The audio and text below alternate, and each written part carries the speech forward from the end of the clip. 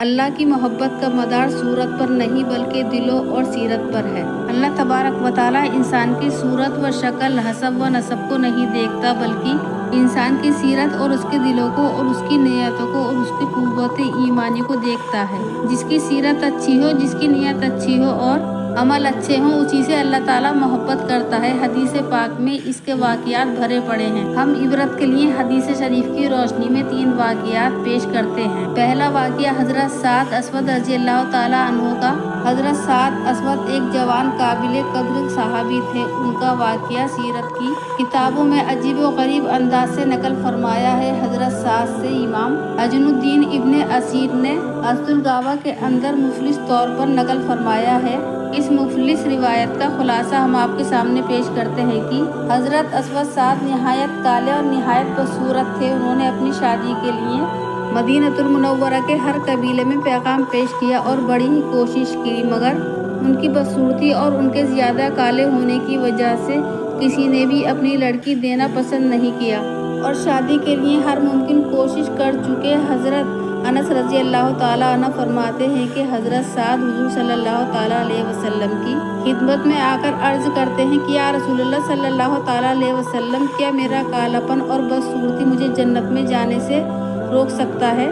تو حضور نے ارشاد فرمایا کہ اگر تم اللہ اور اس کے رسول پر ایمان لا چکے ہو اور تقوی پرہیزگاری کا راستہ اختیار کر چکے ہو تو ایسا ہرگز نہیں ہوگا بلکہ اللہ کے یہاں تمہارا مقام بہت بلند ہوگا۔ تو حضرت اسود نے کلمہ پڑھ کر اپنا ایمان ثابت کیا اور حضور کے سامنے اپنی پریشانی کا اظہار کیا۔ یا رسول اللہ صلی اللہ تعالیٰ علیہ وسلم، جو آپ کی خدمت میں حاضر ہوا کرتے ہیں اور جو آپ کی مجلس میں آتے ہیں، دونوں قسم کے لوگوں میں میں نے اپنی شادی کا پیغام دیا ہے، لیکن میری بدصورتی کی وجہ سے کوئی بھی اپنی لڑکی دینا نہیں چاہتا۔ تو حضور صلی اللہ تعالیٰ علیہ وسلم نے ان کے لیے مدینہ المنورہ کی سب سے خوبصورت اور سب سے عزت دار گھرانے کی پڑھی لکھی سمجھدار لڑکی انتخاب فرمائی اور حضور نے فرمایا ابن عباس سکی کے پاس جاؤ اور ان کی لڑکی جو سب سے زیادہ خوبصورت اور سب سے زیادہ سمجھدار ہے، میں نے اس کے ساتھ تمہارا نکاح کر دیا، اور تم جا کر اگر ابن عباس سکی کو میرا پیغام سنا دینا کہ ان کی لڑکی کے ساتھ میں نے تمہارا نکاح کر دیا ہے۔ جب حضرت سعد نے جا کر لڑکی کے ماں باپ کو اطلاع دی تو ماں باپ نے اس کو قبول کرنے سے انکار کر دیا اور واپس کر دیا۔ جب لڑکی نے یہ منظر دیکھا تو ماں باپ سے کہنے لگی، اللہ تعالیٰ کی طرف سے تمہارے خلاف وحی نازل نہ ہو جائے، اللہ اور اس کے رسول کے غضب سے بچیے، میں تو اپنے لیے ان کو پسند کرتی ہوں جس کو اللہ اور اس کے رسول نے پسند فرمایا ہے۔ اس لڑکی کے بھی کمال ایمان کی انتہا نہ رہی، اس نے بھی دلوں کو دیکھا، صورت کو نہیں دیکھا، اللہ اور اس کے رسول کی خوشی کو دیکھا۔